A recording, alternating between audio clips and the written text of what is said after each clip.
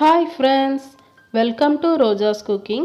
இன்னைக்கு நம்ம சேனல்ல ரொம்ப சூப்பரான ஒரு ஈவினிங் டைம் ஸ்நாக் ரெசிபி வெங்காய போண்டா எப்படி செய்யறதுன்னு பார்க்கலாம். இதுக்கு வந்து நான் ஃபர்ஸ்ட் ஒரு panல ஒரு பெரிய சைஸ் வெங்காயம் எடுத்து நல்லா நீளமா கட் பண்ணி வச்சிருக்கேன். அதை சேர்த்துக்கலாம்.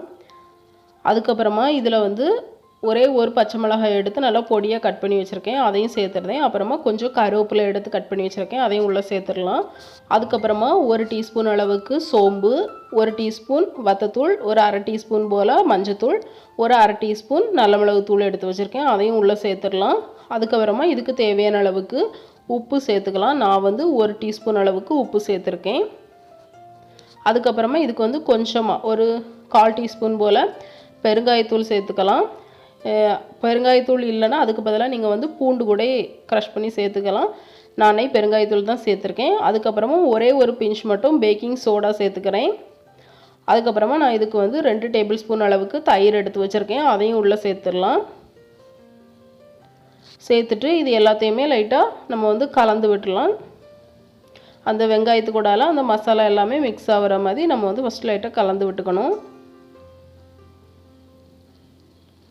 இப்போ இந்த அளவு கலந்ததுக்கப்புறமா இதில் வந்து 1/2 கப் அளவுக்கு கடலை மாவும் ஒரு 1/4 கப் அளவுக்கு அரிசி மாவும் எடுத்து வச்சுருக்கேன். அதையும் நான் உள்ளே சேர்த்துருந்தேன். அதுக்கப்புறமா இதுக்கு தேவையான அளவுக்கு கொஞ்சமாக தண்ணி ஊற்றி இதை வந்து நம்ம ஒரு பேட்டர் மாதிரி கலந்து எடுத்துக்கணும். இதை வந்து ரொம்ப கட்டியாகவும் மிக்ஸ் பண்ணக்கூடாது, அதே மாதிரி ரொம்ப தண்ணியாகவும் இருக்கக்கூடாது. இந்த அளவுக்கு இருக்கணும், நம்மளுக்கு எடுத்து போடுற அளவுக்கு இருக்கணும். இப்போ எண்ணெயை வந்து சூடு பண்ணிக்கலாம். ஒரு கடாயில் எண்ணெய் ஊற்றிருக்கேன். எண்ணெய் சூடானதுக்கப்புறமா இதை வந்து கொஞ்சமாக போட்டு இது பண்ணிடலாம்.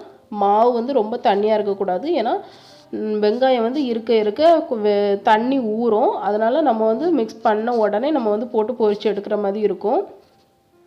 ரொம்ப நேரம் வச்சிட்டோம்னா அது வந்து கொஞ்சம் தண்ணி ஆகிற மாதிரி இருக்கும். அதனால் இப்போ செஞ்ச உடனே நம்ம வந்து போட்டு எடுத்துக்கணும். இப்போ நம்ம இதே மாதிரி இப்போ கொஞ்சமாக எடுத்து போட்டு இதே மாதிரி பொரிச்சு எடுத்துட வேண்டியதான். நம்ம போட்ட உடனே திருப்பி போடக்கூடாது. ஒரு 10 செகண்டாவது விட்டுட்டு அதுக்கப்புறமா திருப்பி போடுங்க. இதே மாதிரி நம்ம எல்லாத்தையும் பொரிச்சு எடுத்துக்கலாம். இப்படி கையில் போடுறதுக்கு முடியலைன்னா ஸ்பூன் வச்சு கூட கொஞ்சமாக எடுத்து போடலாம், அதுவும் சரியாக தான் வரும். இப்போ எல்லாத்தையும் இதே மாதிரி பொரிச்சு எடுத்துக்கலாம்.